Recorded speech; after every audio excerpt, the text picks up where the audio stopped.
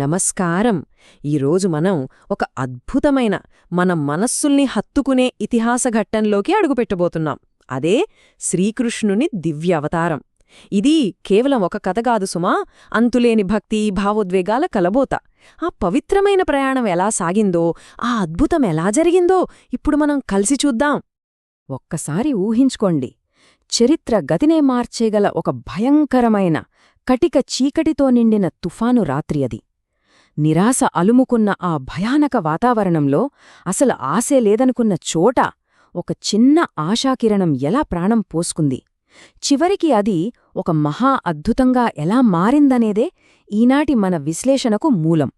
ముందుగా ఈ కథలోని చీకటి కోణాన్ని, అంటే మధుర కారాగారంలో కంసుని భయం, అతని క్రూరత్వం ఎలా ఉండేవో మనం గమనిద్దాం.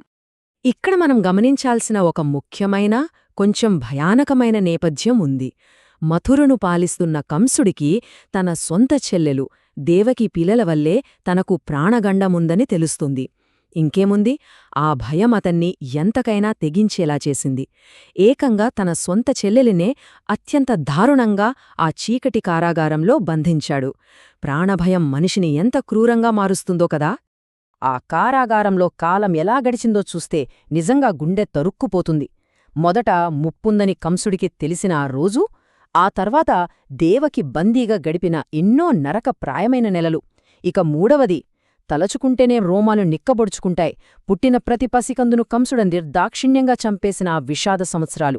ఆ 4 గోడల మధ్య ఒక తల్లి చిందించిన కన్నీరు ఎవరికీ కనిపించని ఒక తీరని వేదనగా మిగిలిపోయింది. సరే, ఆ అంతులేని విషాదం నిండిన వాతావరణం నుంచి ఇప్పుడు కథలో అత్యంత దివ్యమైన ఘట్టానికి చేరుకున్నాం. అదే ఆ అర్ధరాత్రి జరిగిన మహా అద్భుతం. ఒక అర్ధరాత్రి, భయంకరమైన మెరుపులు, వర్షం మధ్య.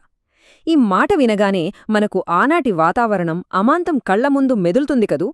ఆ కటిక చీకటి, ఆకాశాన్ని చీల్చేస్తున్నట్లుగా భయంకరమైన మెరుపులు, కుండపోత వర్షం. సరిగ్గా ఆ ఉత్కంఠభరితమైన క్షణంలోనే ఒక దివ్యశక్తి లోకంలోకి అడుగుపెట్టడానికి రంగం సిద్ధమైంది. ఆ రాత్రి జరిగిన సంఘటనలు సామాన్యమైనవి కావు. మొదటిది, సాక్షాత్తు ఆ శ్రీమహావిష్ణువే ఆ చీకటి కారాగారంలో చిన్ని కృష్ణుడుగా, ఒక ముద్దులొలికే శిశువుగా అవతరించడం. ఇక రెండోది చూస్తే, అంత గట్టిగా ఇనుప సంకెళ్లతో బంధించిన కారాగారం తలుపులు వాటంతటవే తెరుచుకున్నాయి. దైవశక్తి ముందు ఇనుప సంకెళ్ళు ఎంత దారుణంగా పట్టాపంచలవుతాయో చెప్పడానికి ఇంతకంటే పెద్ద ఉదాహరణ ఏముంటుంది? ఇప్పుడు ఈ కథలో ఎంతో ఉత్కంఠభరితమైన, సాహసోపేతమైన మలుపు. వసుదేవుని ప్రయాణం, ఆ అల్లకల్లోలమైన యమునా నది గురించి తెలుసుకుందాం. నిజంగా ఆ రాత్రి జరిగిన ప్రయాణం అడుగడుగునా ఓ సస్పెన్స్ థ్రిల్లర్ లాంటిదే.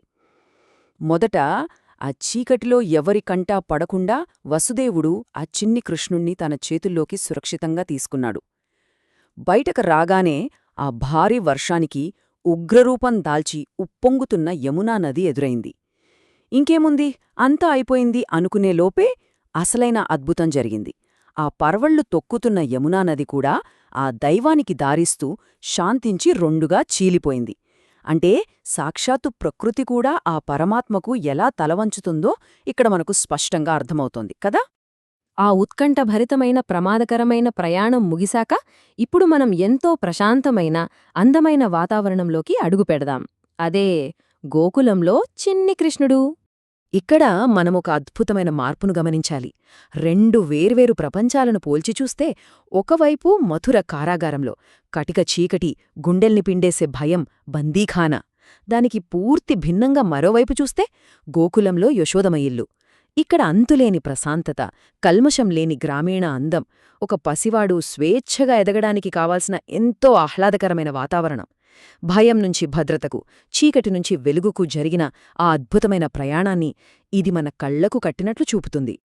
ఆ పచ్చని అందమైన గోకులంలో యశోదమ్మ కురిపించే అంతులేని ప్రేమ, ఆప్యాయతల మధ్య మన చిన్ని కృష్ణుడు పెరగడం మొదలవుతుంది. ఎక్కడో మధురలో ఆ చీకటి కారాగారంలో మొదలైన ఆందోళన కాస్తా ఈ ప్రశాంతమైన పల్లెటూరి వాతావరణంలో ఒక అందమైన కొత్త అధ్యాయానికి దారితీసింది. ఆ పల్లెటూరి ఇంటి వెచ్చదనం, ఆ పశువుల సవ్వడి, ఆ గోపికల పాటలు ఈ దివ్యఘటానికి ఎంతో ఆనందదాయకమైన పరిపూర్ణమైన ముగింపునిచ్చాయి. ఇక ఈనాటి మన విశ్లేషణను ముగించే ముందు ఒక చిన్న ఆలోచన. చీకటి ఎంత గాఢమైనదైనా వెలుగు ఎప్పుడు తన దారిని ఎలా వెతుక్కుంటుంది? ఆలోచించండి.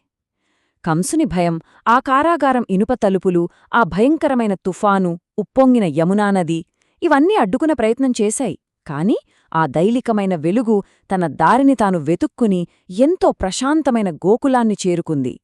ఎలాంటి కష్టాలనైనా దాటుకుని కాంతి ఎలా ప్రకాశిస్తుందో చెప్పే ఈ అద్భుతమైన, స్ఫూర్తిదాయకమైన ఆలోచనతో ఈనాటి మన ప్రయాణాన్ని ఇక్కడితో ముగిద్దాం. మరో ఆసక్తికరమైన కథతో మళ్ళీ కలుద్దాం.